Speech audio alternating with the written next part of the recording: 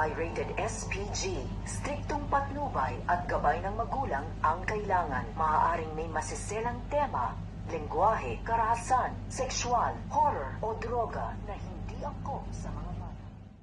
Isang malaking palaisipan ngayon kung sino nga ba ang babae na kasama ni Roberto habang tumatawag si Jackie sa kanya. So ito na nga ba ang babaeng ito ang dahilan kung bakit tila ba walang pakialam itong si Roberto dito kay Jackie at kung ano man ang namamagitan sa kanila nito ni Don Gustavo, kung kaya't isang isip or palaisipan sa atin kung sino nga ba ang babaeng ito na mukhang nagpapatibok sa puso nito ni Roberto. So maaaring ito ay isang nakaraan ni Roberto na tila ba hindi niya malilimutan, at dahil na lang sa kautusan ng kanyang amang pakasalan si Jackie upang hindi mapabayaan ang pangalan ng mga Guerrero, ay gagawin nga nito ni Roberto. Pakakasalan nga niya si Jackie at ibibigay ang kanyang apelido sa magiging anak na kanyang ama at nito ni Jackie. Subalit itong tao na to, pakatunghayan nga natin ang babae na maaring manggulo sa buhay ni Jackie at Roberto.